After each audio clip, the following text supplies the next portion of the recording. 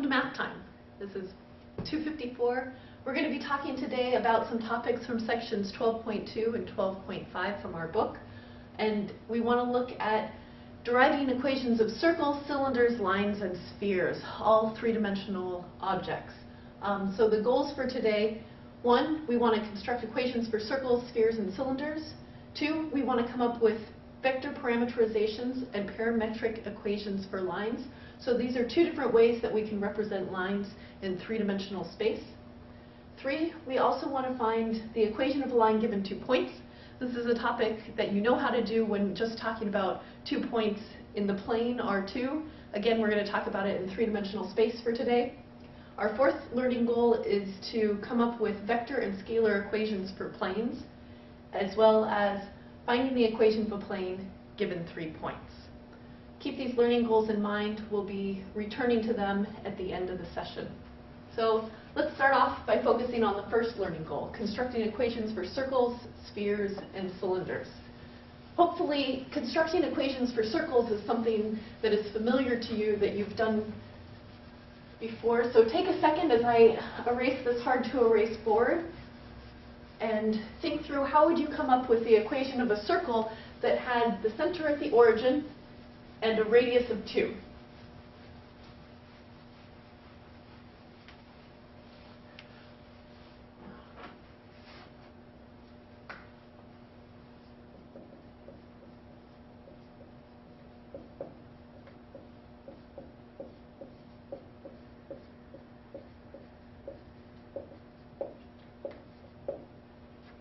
So for this example, if we're just talking about two-dimensional space, we want to have a circle with a center at the origin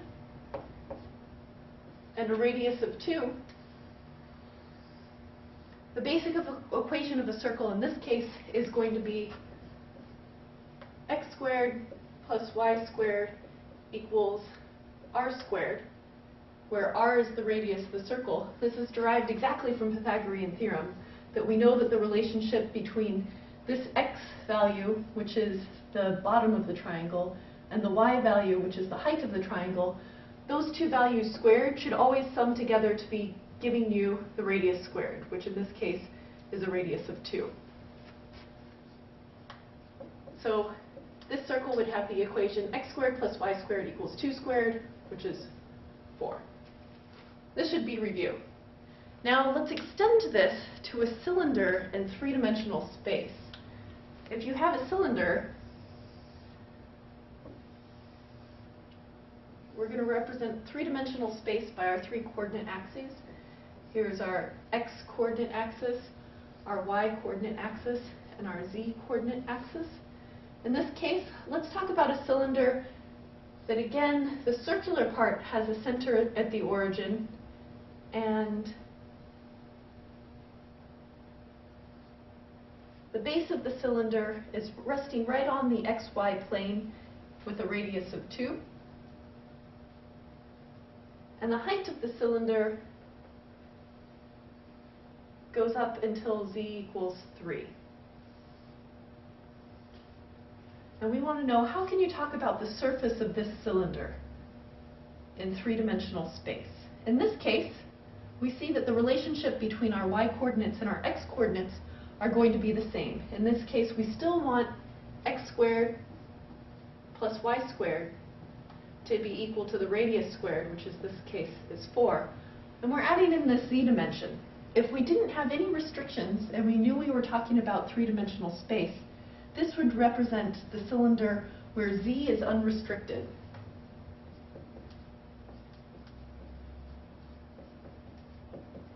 Meaning that z could venture off towards infinity, and infinity in the negative direction. And as long as this relationship between the x squared and the y squared holds, we have a cylinder object. But that's not what we want. We want our cylinder to go from where z is equal to 0 all the way up until z equals 3. So when we add restrictions on z, the easiest way to do that is to restrict our z to be between 0 and 3. This gives us a cylinder in three-dimensional space with a base down in the xy plane of radius 2 and a height of 3. building on our ideas from circles and cylinders, we're going to move forward to talk about spheres. Let's talk about a sphere centered at the origin, this time the origin in 3 space, given by 0, 0, 0, and a radius of 2. Take a second to think. You can pause the video. Again, we have our coordinate axis of x, y, and z. Sketching the graph of this, we know we want the center at 0, 0, 0. And we're going to construct a sphere. This is my 3-dimensional drawing for a sphere. It's a little messy. That's okay. Because the radius is 2 in every direction. Thinking in terms of Pythagorean theorem, again, any point on the surface of this sphere, we know that it's going to have a length from the origin out to that point on the surface of the sphere is always going to be of length 2. So if I take any coordinate that's on this sphere, let's say I'm forward some x amount, over some y amount, and up some z amount to end up at this point, I know that that x squared plus y squared plus z squared, the 3-dimensional form of the Pythagorean theorem, must always be equal to the radius squared. So in this case, the equation for our sphere is going to be x squared plus y squared plus z squared equals the radius squared, which is 4. If we want to shift this sphere, so all of these examples thus far have had the spheres or the cylinders or the circles centered at the origin. Let's say I don't want to center my sphere at the origin.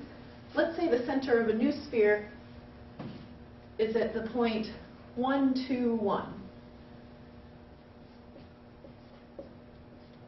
And let's say that this time it has radius 3.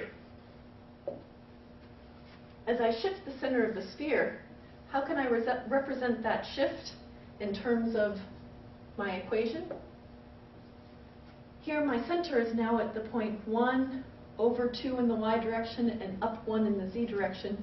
I'm going to represent that with this dotted line. And it has a radius of 3. Again, my sphere is not to scale. In order to represent this shift, I'm going to have to shift my coordinates.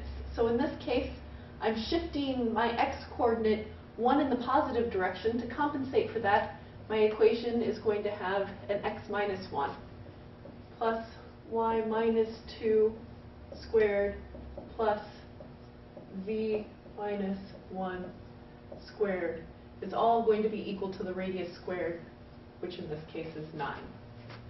So notice that whenever I have positive shifts in the origin, I'm going to compensate for that positive shift by subtracting that value from my x-coordinate.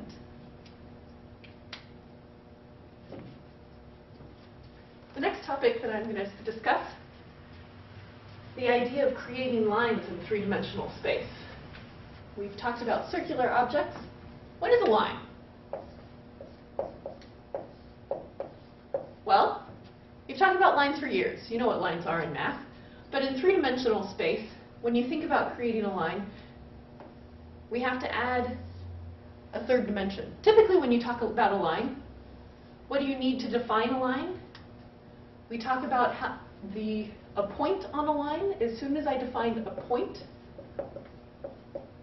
and a slope, that will give me a line, as long as I'm talking about a 2-dimensional space. 2-dimensional space. However, we're going to modify this for our 3-dimensional space. So in our 3-dimensional space, we still, instead of talking about a point, we're going to define that point as an initial position vector.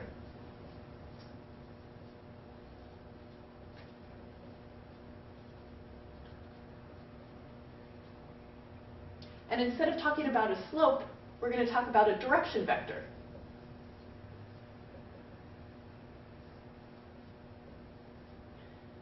And this is how we're going to represent lines in 3-dimensional space. What does this mean? Well, as soon as I add this 3rd dimension, this is my x-axis, my y-axis, and my z-axis. Now my line, instead of just being stuck onto this plane, it can point out in whatever direction I want it to point in. So instead of just having a slope, the relationship between the rise and the run, I'm going to have to actually define how in three-dimensional space is this line pointing. And of course, I can't actually capture how that line looks in this flat board space. But this flat board space is meant to represent that this line, it could have a direction vector that's pointing out into space. And typically we define our direction vector v is going to have the coordinates a, b, and c. But when I start thinking about that v, if I just define the direction vector, that's not quite enough, because there are a whole bunch of different lines that all point in the same direction, but they're tied at different base points, or initial position vectors. So in this case, we're also going to define our initial position vector. And our notation, if we thought of this as a point P in space, let's say that our point P is equal to x naught, y naught, z naught, then the initial position vector, where we're starting out from, we could define as the vector that goes from the origin O to that point P. Is our initial position vector. And once we get to our initial position, we're going to add on our direction vector. So the equation, maybe I'll rewrite my initial position vector in this case. I'm going to call it the vector OP, and I'm going to represent it as the vector x naught, y naught, z naught, any point in space. And as I travel along this position vector, as I travel along this line, it's going to be multiples of my direction vector, yielding the equation, my equation for a line, in vector form,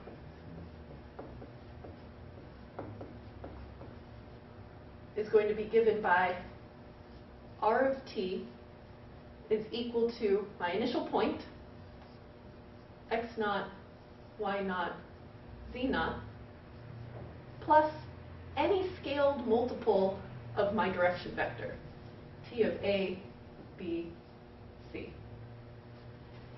So this practically means that I start at my position vector, and then I'm adding on my direction vector so that I can extend out in this direction. I could also add on negative scale multiples of my direction vector, and I can scale my direction vector to be as short or as long as I want to get every single point that lives along this line.